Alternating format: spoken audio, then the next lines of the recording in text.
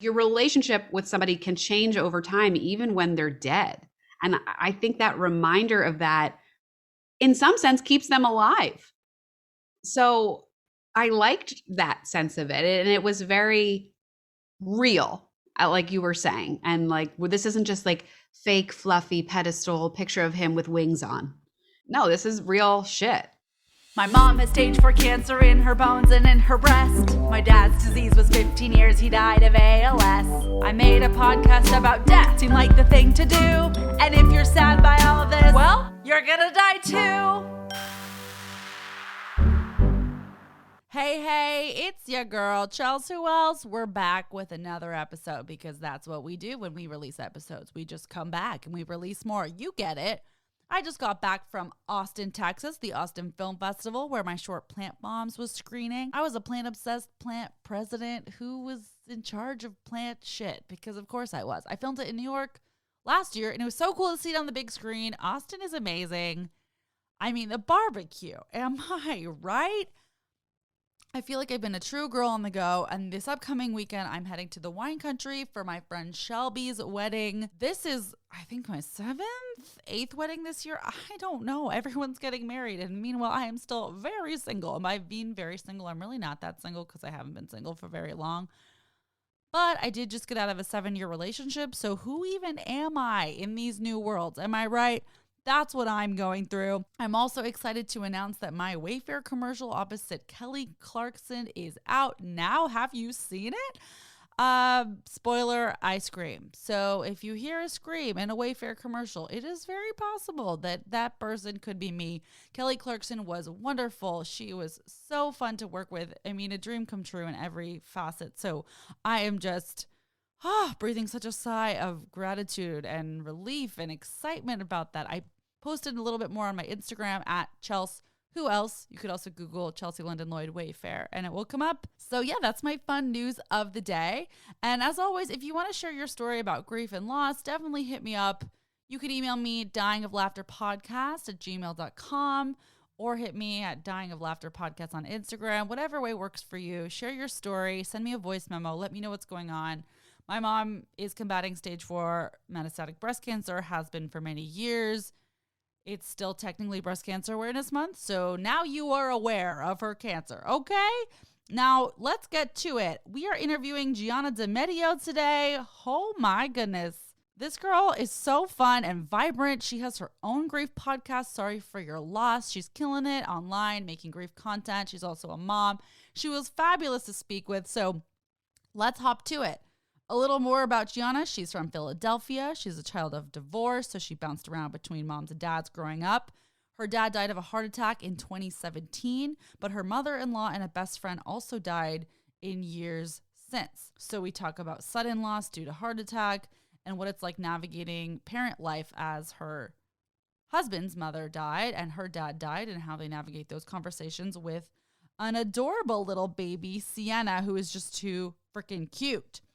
Fun fact, she can saber a champagne bottle and was named one of the best storytellers in Philadelphia. Okay, girl, I see you. So again, you can hit her up at Sorry for Your Loss. Listen to her pod and listen to her story today. You're going to walk away feeling good. She gets real about her grief community and just how she's navigated all of this. So it was such a great conversation. Let's jump to it.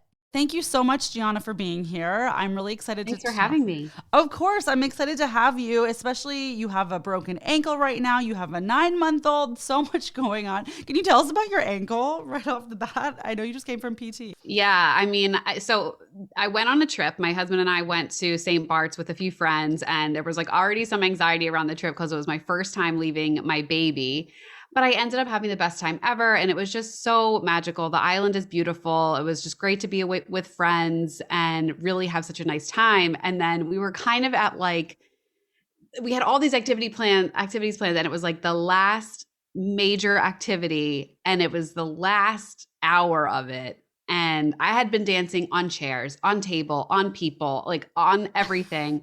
And I didn't get hurt until we're on the beach, and I went to like jump up and be playful on my husband and jump on his back, and he lost balance. The beach was sloped. He went back, fell on top of me, and I heard it snap. Oof. So yeah, it was just kind of like insult to injury too, because I was like, oh, like I'm away from my baby, and like that was the whole thing, and then now this happened. But I will say there was definitely comedy, and any situation, as I'm sure we talk about. But they're a French island. They don't speak English. I went into the hospital. They were shuffling me from room to room. I have no idea what's going on. And I'm starting to get so nauseous from the pain. And I'm like, do you have like crackers or something? And they were like, no crackers, but bread and cheese. And I'm like, this is the most French thing ever. I love it. I'll take it. That's amazing. So yeah, it was quite a mess, but it's been fine. Just coming home has been a little bit to reacclimate with a baby kind of maneuvering around, and everything has been tough. And I can't just take her for a walk like I would love to, but I'm very grateful that that's all it was. And fun story that we'll always look back on. So I'm on the mend. On the mend, you're like, to your child, you're like, when you were very young, mommy had this thing happen. Well, congratulations on entering motherhood during pandemic Thank adjacent you. times. That's very exciting. What is your child's name? Her name is Sienna. Her name is Sienna Louise. And Louise is not only my mother's middle name, but it's also my mother-in-law's middle name. And my mother-in-law passed away. So very special. She too had cancer like your mother does. She fought it for a very long time and just kind of got to the point where she was like, all right, like I did what I could do, and this is what is my path. So it was like a July, I think, that she ended up passing in November. But in July, I just remember like laying there on the bed with her, having conversations that I felt like I want to make sure I say this to her, and I want to make sure we can talk about these things, because we knew it wasn't going to be much longer. And my husband and I had talked about it. So I told her, I was like, listen, like, we have a girl, her name's going to be Sienna Louise. And if we have a boy, his name is going to be blah, blah, blah. And there's something so cool about it now that she doesn't get to know our daughter, but she knew what her name would be. And it's almost as if like she does know her. So I love that little tidbit. And then we were able to include that in her name. Yeah, that's really beautiful. And that is really cool that she got to know that information, because that's like such a nice moment. And I love that both of their middle names were Louise. I'm like, what does that mean? Something. I know. How about that, right? I mean, it was like a no-brainer. And it's like such a cute name. Like we call her Cece Lulu. Oh my gosh, that's the the cutest. So many motherhood things we could talk about. I love that. Well, congratulations on juggling all of this. And Thank you. we are here honoring your father today. I'm always sad but happy to meet people in the Dead Dads Club. Everyone says that, but it makes it better when you meet other people in it. And before we go into your full story, one question I ask guests right off the bat is about your goldfish moment. And that is the first time you thought about or conceptualized death in some way during your childhood. Is there a moment that comes to mind when I say that? Goldfish moment. Did your goldfish die? Goldfish moment. Did it make you cry? Oh my gosh. Goldfish moment. What a great question. I have a hermit crab moment.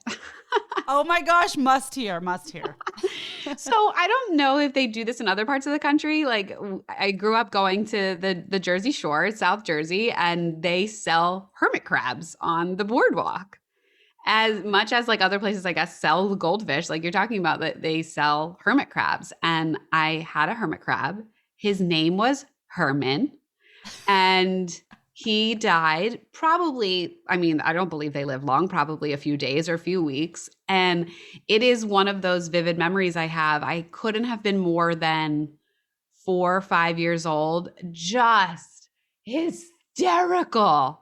Absolutely hysterically crying, like clutching onto his case, and just so sad. And I guess that was my first time really conceptualizing that something that I love could be taken away or could die and could go away.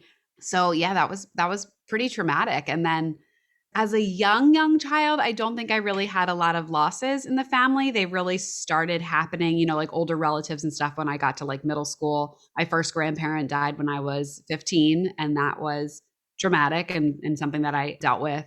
But yeah, my goldfish moment was definitely that hermit crab. R.I.P. Herman.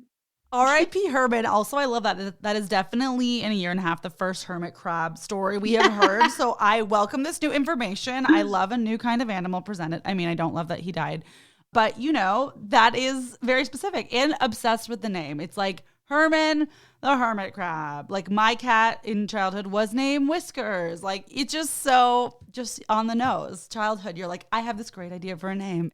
Okay, love a Herman story. And then we're honoring your father today. If you could share a little bit more about your upbringing, where you grew up, who you grew up with, and walk us through the timeline through where you're at today. Yeah. So my parents had me, and then I like to say probably like an hour later divorced, but that's an exaggeration. But it was soon. It was like a year and a half later. And the very long story short there is history repeats itself. And my dad lost his dad young too. And I don't think that he really took the time to go through that grief. I think that, my grandfather passed away and he inherited a business and a family to take care of, and had flat out told me I did what I thought I needed to do at the time, which was get married and have kids. And I don't think he ever really wanted that or was in a place to want that. And I don't think he fought through the grief that he was feeling. So they didn't have a very strong marriage. And it's a sin because I think everybody really thought that they could have. So they divorced. We moved in. My mom and I moved in with my grandparents, which was a 6-year-long sleepover at Grammy and Pop-Ups. And I thought it was the best thing ever. We might as well have moved into Disney World. It was just phenomenal. I think that I give them a lot of credit for a lot of the foundation that I have. My mom was out working. She was doing her thing and helping to support us. So a lot of my memories are with my grandparents. I'm an old soul because of it. I wasn't playing with Barbies. I was drinking tea and watching the evening news. Amazing. Yeah, but I loved my time with them.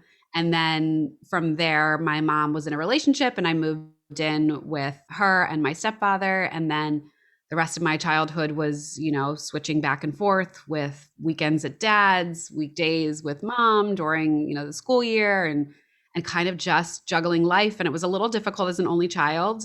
I always wished I had somebody to do that with, the holidays. And I always kind of felt half in one family, half in the other family.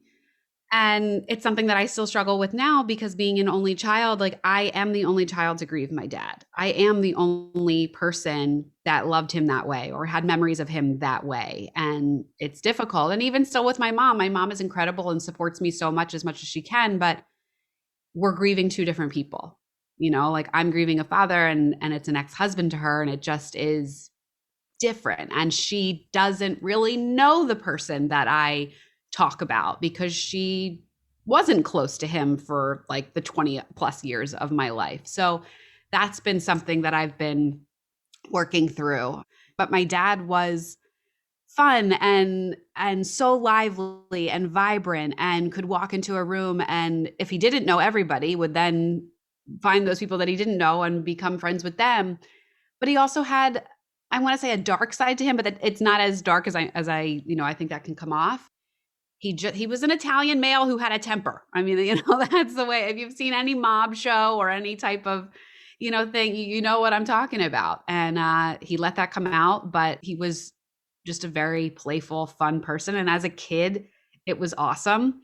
We definitely had the type of thing where like, listen, I don't see you often. So when you're here, let's not fight. Let's not, get into some BS about something. Let's just have a good time, order pizza, get all the sugary cereals that mom won't let you have. And let's freaking do this thing and have a great time.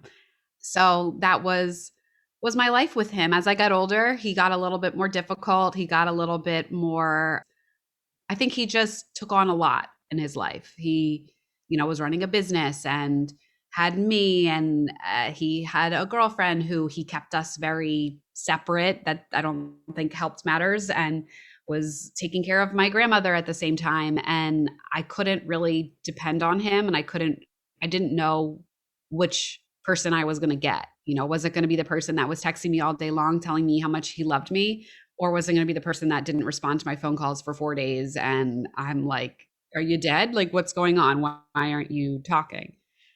So I think it's difficult sometimes for my very close friends. And actually a good friend of me said to me this weekend, like, I have a difficult time with your dad. Like even now I'm still angry at him for some things or like for some of the ways that he treated you. But I do know that you loved him and I loved him too. And I think about all the good times and he was great, but it's definitely been a struggle. I mean, I say my mom and I were grieving two different people. Hell, I'm grieving two different people too. You know, he was different people to me at different times, but I always loved him. At the root of it, I knew that he would be there for me if something happened, and I miss him deeply.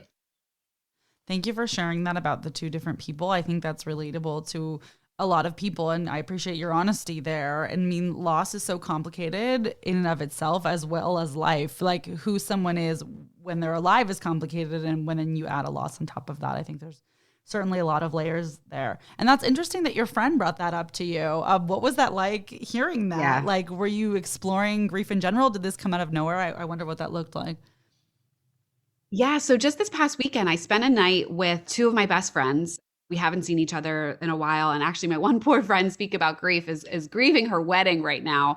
She was supposed to get married last year, pushed it off to this year. And then now with everything with the variant coming up again, they just completely canceled everything. So the other friend and I went up to be with her and just say, let's just have a girls' night. Like, don't think about anything. Let's just have a good time.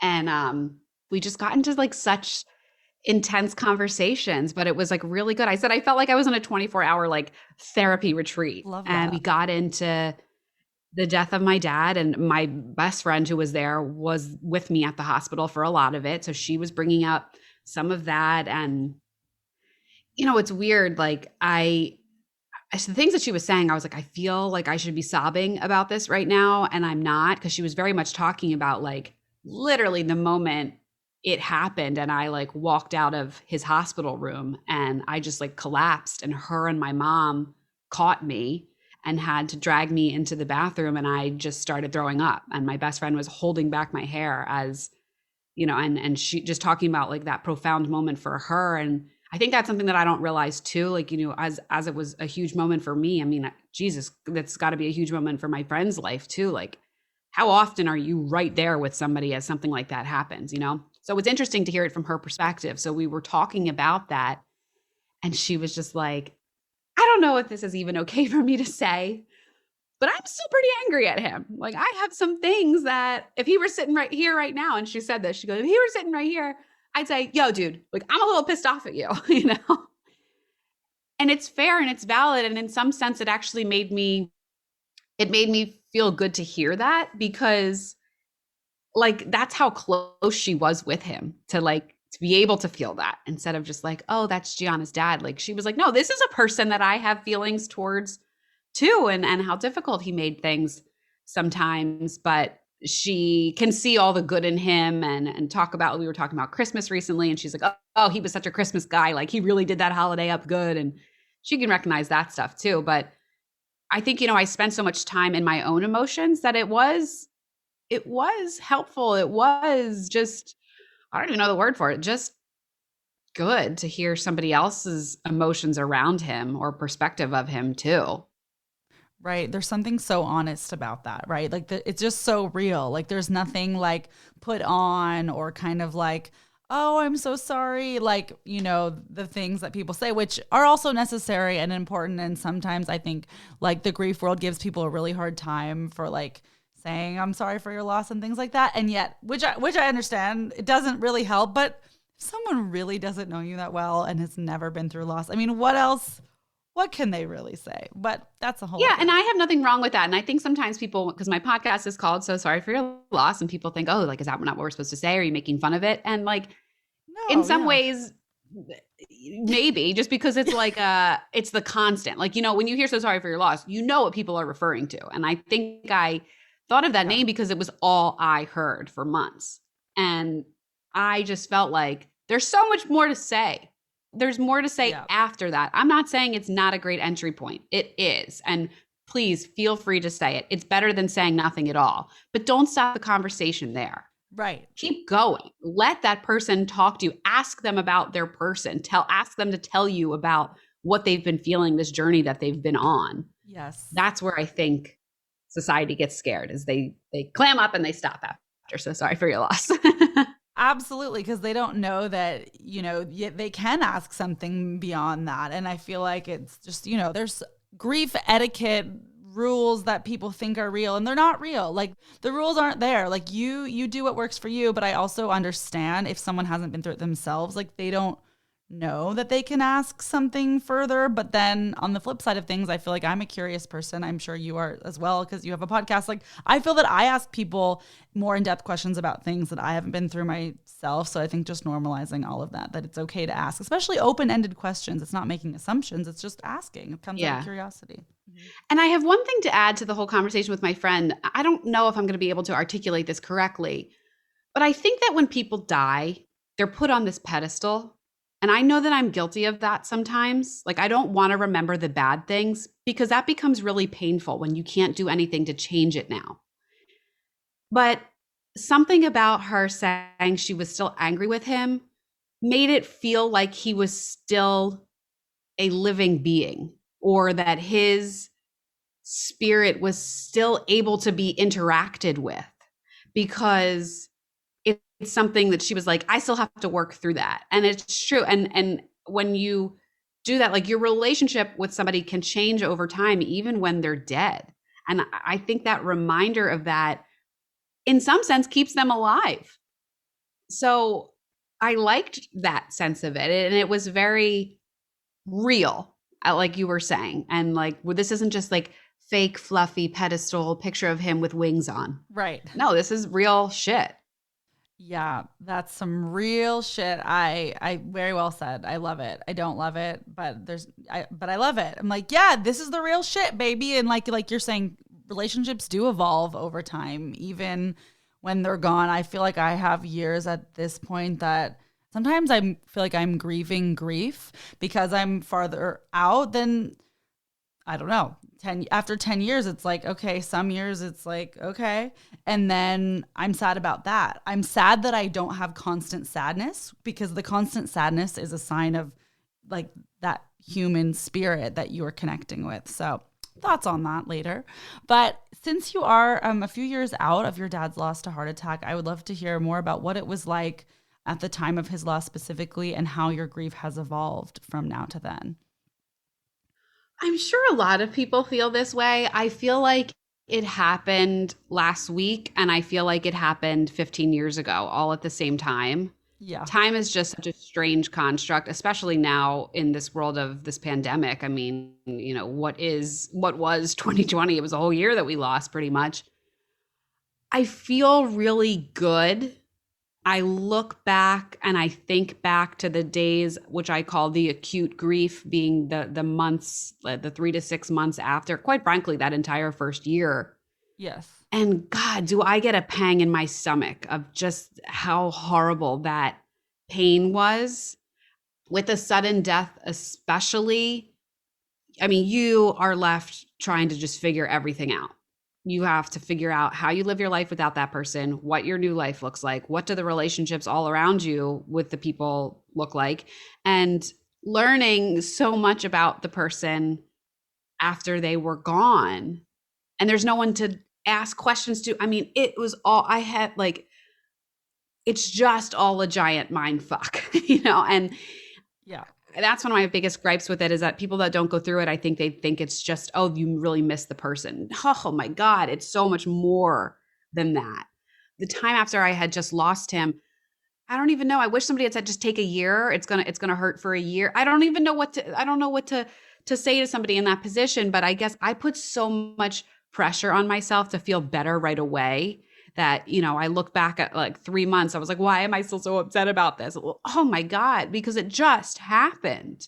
Yes. But it's hard to, if I would have said, oh, it's going to take a year, like even that is really scary too, to think I'm going to feel like this for a year. Like, what are you talking about? So I don't know how to approach somebody with that information. I just know that for me, I look at it, and especially Father's Day. So my dad died on May 22nd. Father's Day was like 2.5 weeks later. And I was so concerned about everybody else.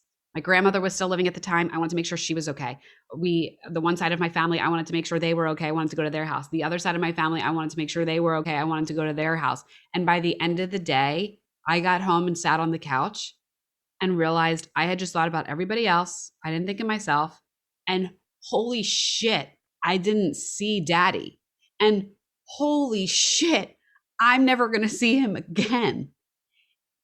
And that was an extreme tidal wave. I ended up having a severe panic attack and was taken out on a stretcher to the emergency room.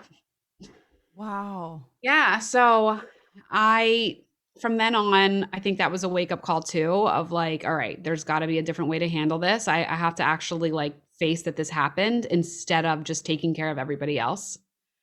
And that's where I'm, so thankful for my mom and my husband, who was my boyfriend at the time, for really stepping in and hovering over me as much as possible. Like I needed to be reminded to eat, to sleep, to bathe, to do anything. It's so difficult. So I think that can be difficult sometimes when I get to hear, because people can look at me and be like, oh my God, you're so much better than you were. And I am, but it's still something that I deal with every day.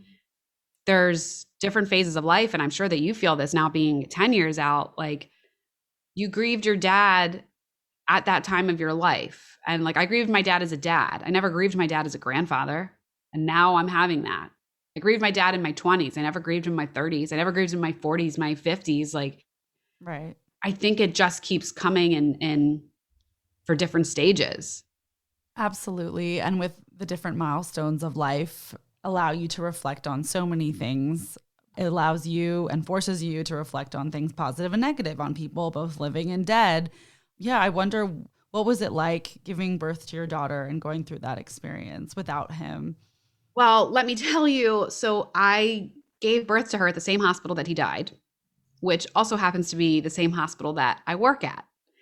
And I'm not in the hospital every single day. I do PR and media work for them. So I'm not always in the clinical spaces, but I had to have some like serious exposure therapy before I went back. And I had to go and stand in the lobby and look around and, cry and get it out and be like, okay, so the next time I come in here for a meeting, I'm not going to just shrivel up and need to be escorted out on a stretcher again.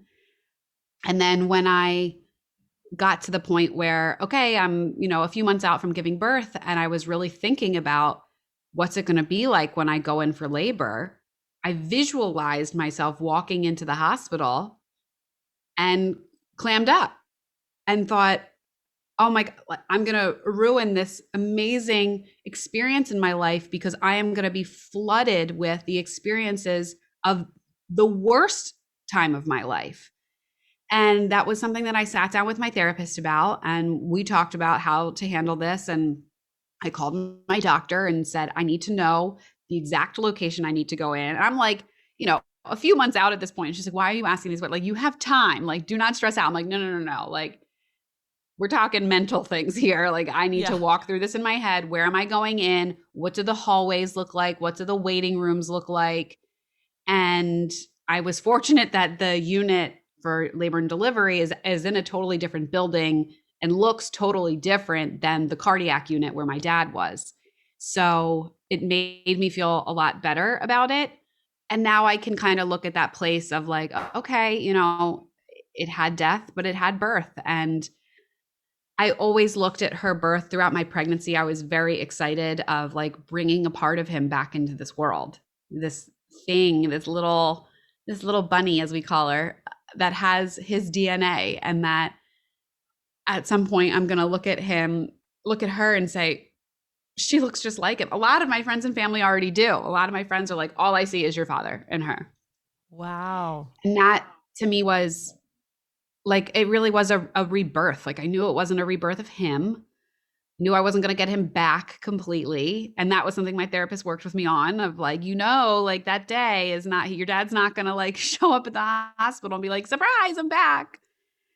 And it all worked out really well. There have been some moments, throughout it all where it's weird that he hasn't come to visit and he hasn't come to see my baby, but I've gotten okay with it because I do feel him around a lot. And it's just been a really nice thing for our family. I mean, my husband lost his mom too, about a year and a half after my dad. And we all just really needed something good. We needed something to celebrate. And our wedding was quite a celebration. I don't think one person did not have a hangover the next day. And same thing with the birth of our child.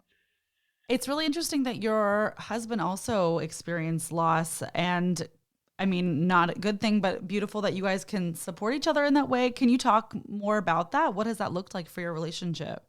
Yeah. So his mom had been battling cancer for about 9 years. I mean, she was an incredible woman and was given 6 months to live when she was diagnosed. And she basically was like, no, thank you. And traveled the country, found treatment after treatment, doctor after doctor that could help her. And she really lived. And she traveled the world. She was involved with so many charities. She was just the most giving, wonderful person. She was tough, but she was very giving. And I think in some sense, because she had fought it for so long, that my husband especially was like, oh, well, she's going to live forever. Like something else, like she's going to die of old age before she dies of cancer. Like she's fine.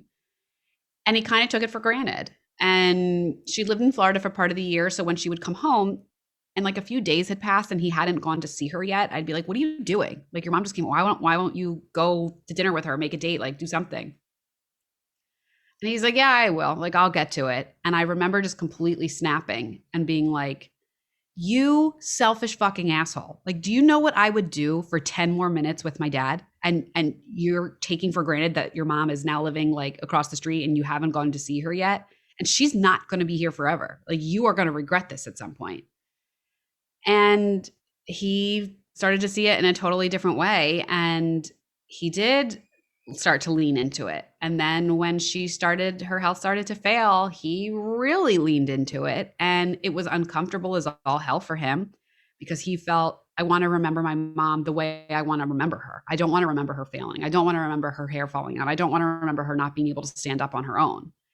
Right. But through me saying, I didn't get this opportunity. I didn't get the chance to have that extra day with my dad, really made him evaluate his feelings and approach the situation completely differently. And now he's very sweet to say that, like, I saved his life and I saved his relationship with his mom, and that he is a totally different person now because he was able to have those opportunities with her. And he can't imagine how he would feel if he let all of that slip through his fingers and he didn't take hold of it then.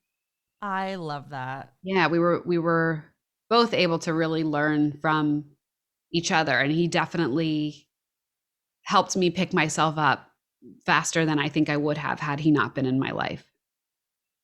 Wow, that's really interesting. I'm just so interested, and it's really wonderful that you were real with him. Like, hey, this is what I think, this is what's going on, and that he was able to make those, not amends, but just to, look at it in a different way.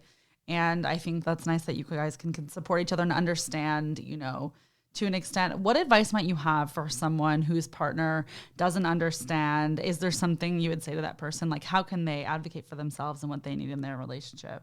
Yeah, I mean, even though we've gone through the similar thing of losing a parent, they were still two totally different situations, and there's still two totally different people, and we're totally different people. So we approach it differently. There are certain, for me specifically, I can give a specific example of this. It still is, it's not as much, but in the beginning was very difficult for me to see my father-in-law with my baby.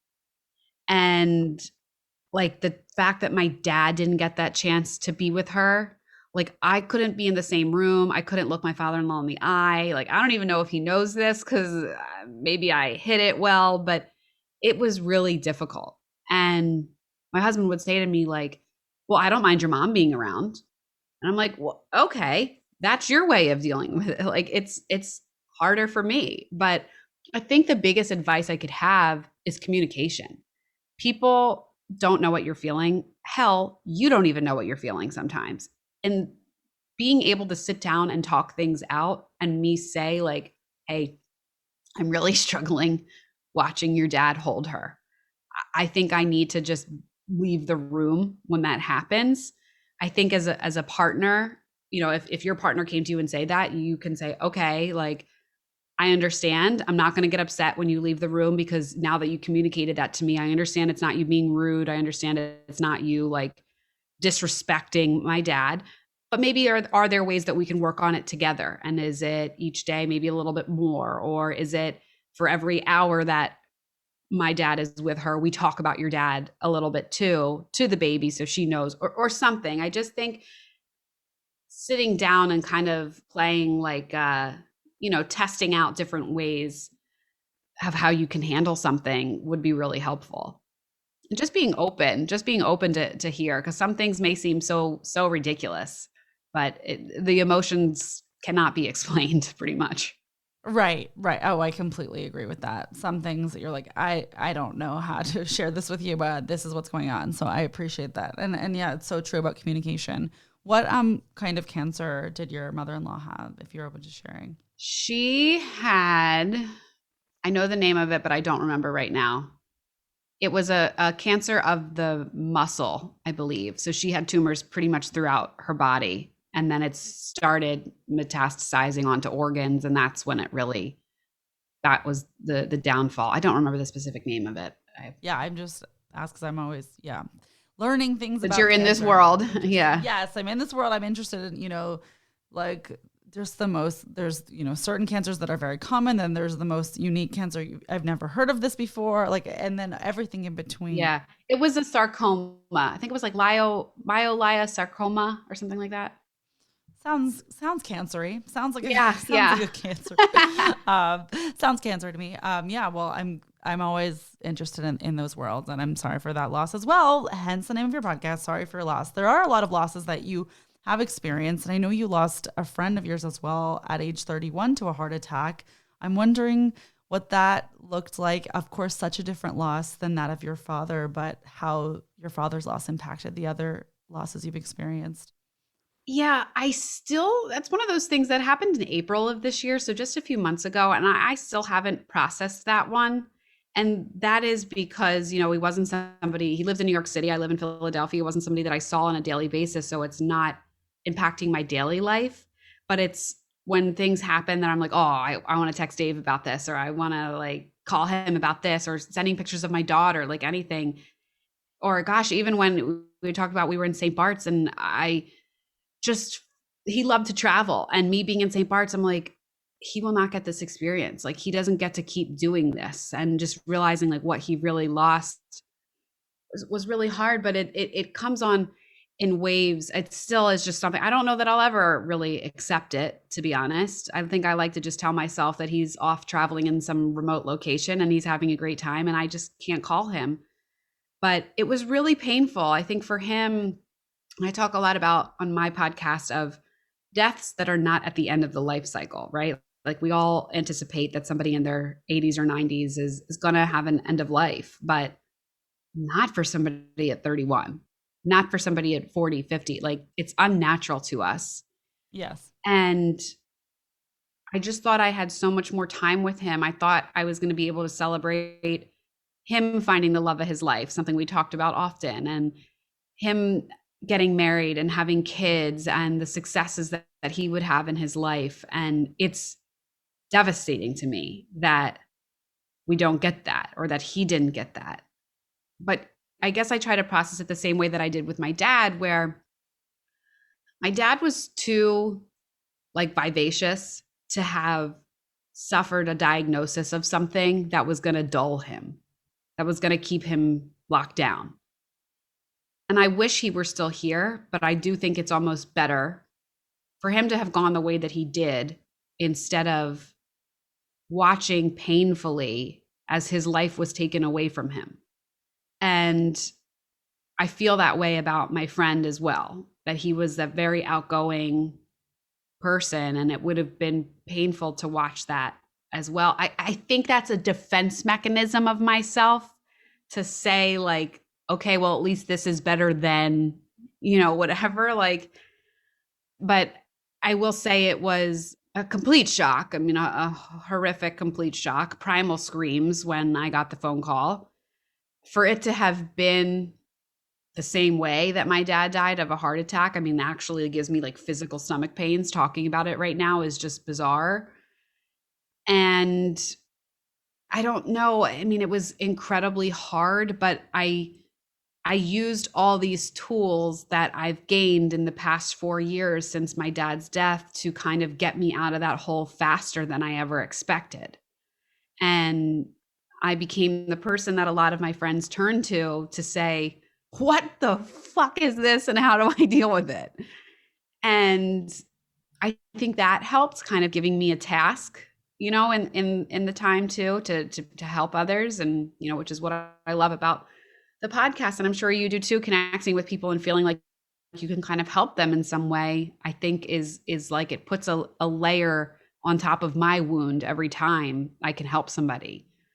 So, I try to stay in touch with his family and our other friends and just talk about him as much as we can. And I try to do the same thing that I do with my dad and just keep him alive as much as possible and talk about him as if, he's not gone, but he's just off traveling some remote period of the world or something. But I think this might be one of those ones that it gets harder in different ways as we get older. And it's like, gosh, like I never got to see his kids, or my daughter never got to meet him, but she will know of him and whatever. And he was hilarious. I mean, he was a ladies' man and was out there doing his thing. And when I told him that I was pregnant, and he was like, well, let me tell you, I'm very excited for you, but I am very happy that this text is not coming from another lady that I know.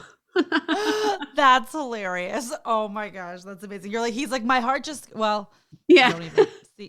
I was going to say my heart just skipped a beat, but then we're talking about heart attacks. See, there you go. Language can be messy. No, you can. So, yeah. But he's like, I'm so glad this wasn't a different person texting me. He's like, I'm so glad of the two of us, it's you that's having a baby and not me.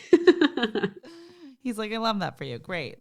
I appreciate you sharing about that. A lot of people have not experienced the loss of friends. It is a very specific kind of loss, and I mean, it's just a whole other world, right? With younger people, exploring loss at younger ages in general. So I appreciate you sharing about that experience. And it is interesting that it was the same kind of loss. Yeah.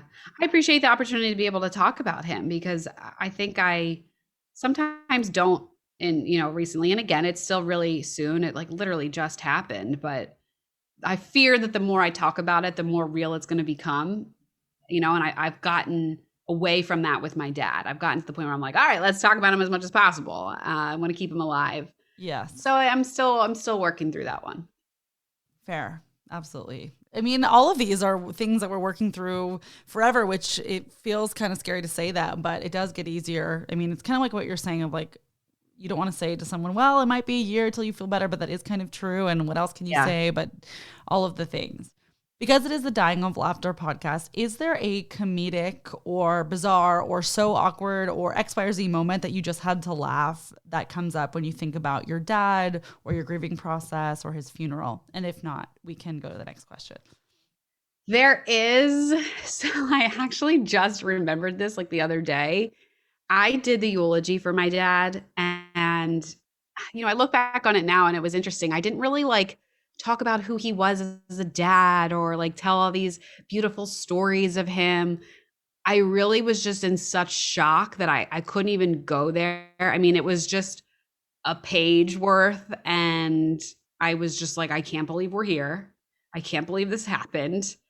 And I kind of said what I just said to you now of I have to believe that if God felt that you were going to go through a time that you were going to struggle, he felt it was best to just take you home. And I do truly feel that way.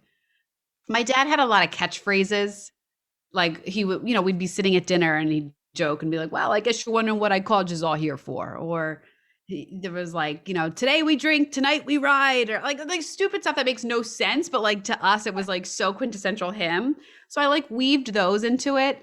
And one of the things was he always would ask for a bucket of vodka. That was his drink. He would ask for vodka on the rocks with a water. He would splash into it every now and then, but it was a bucket of vodka. And, if you had a stressful day, I'd be like, hey, what's up? Oh my God, I need to go home and have a bucket of vodka. Okay.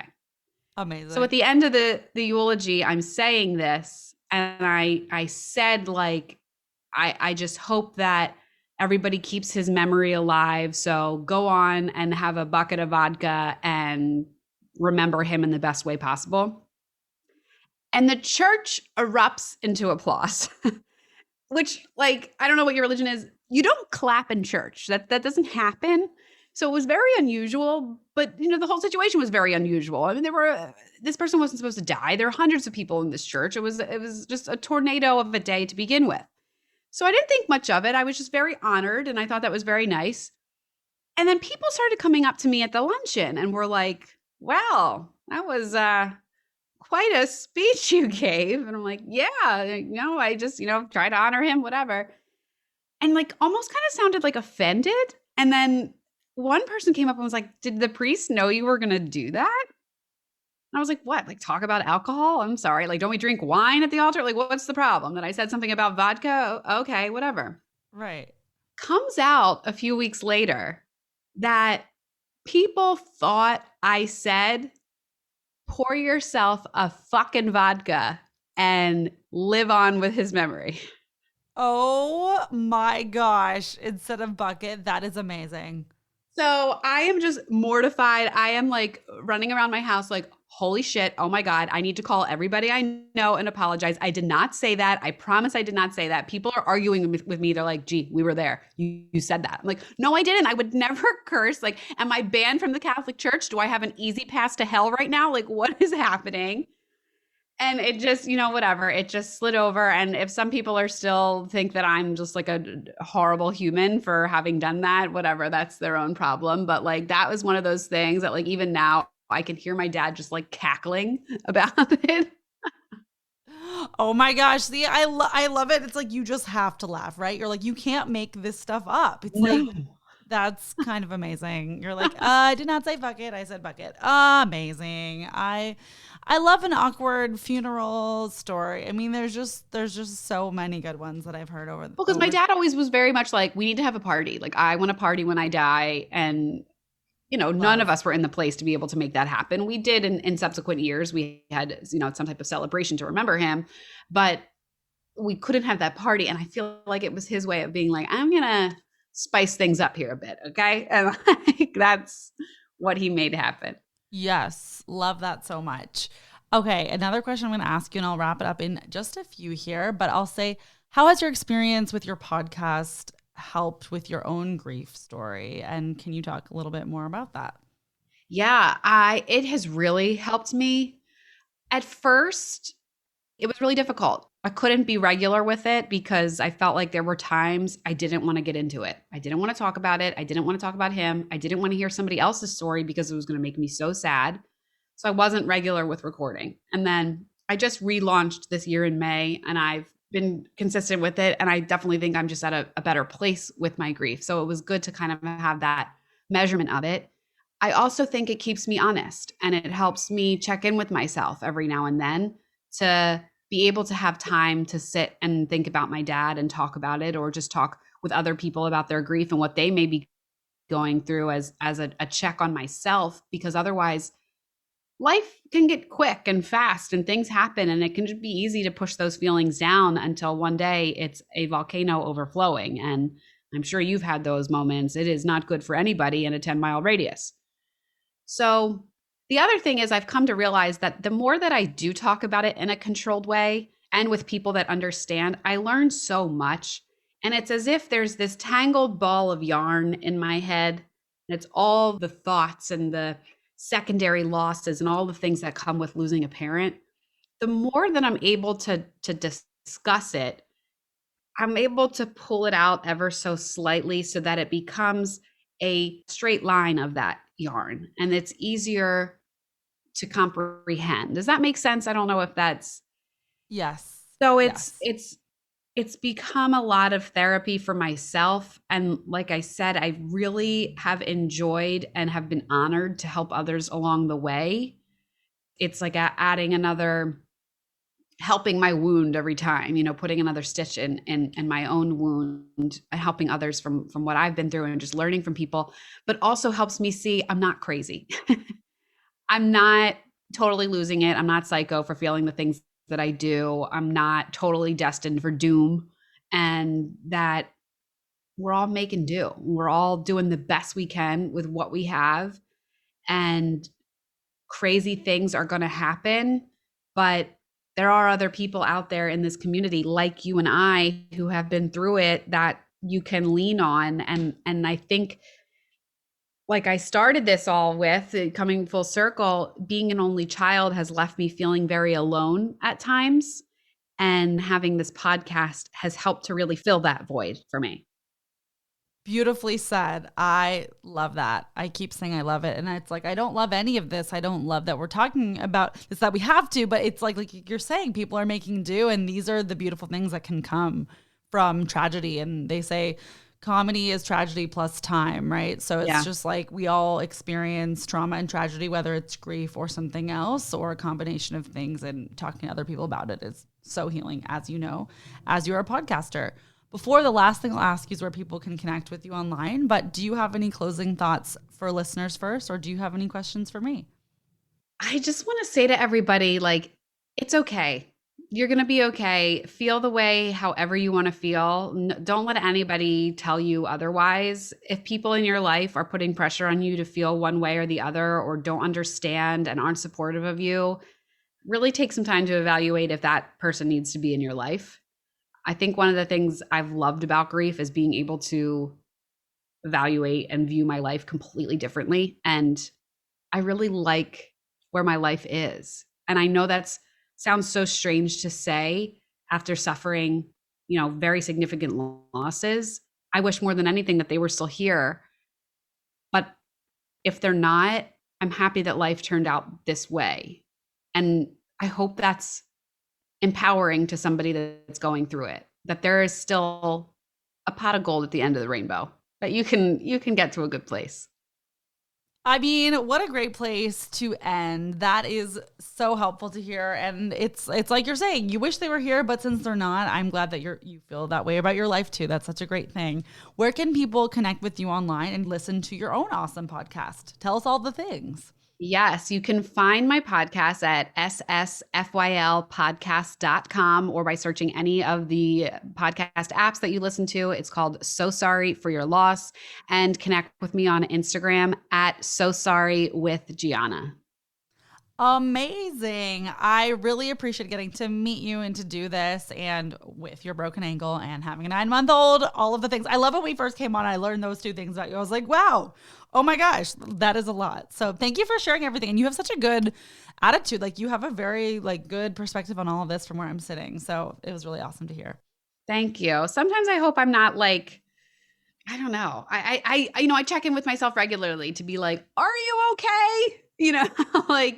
Are you making this too sugar coated? Just make sure you're all right. But yeah, no, I think I've come a long way, and I'm just so happy for this platform and to connect with people like you and others who are going through it. And it's been, in some sense, like I said, I feel like it's just what I was destined to do. And it sounds so weird, but I'm just, trying to make it positive. It's all I'm just gonna end it like this. Perfect. And our hair's up in her face, and that's the end. Yodo, you only die once.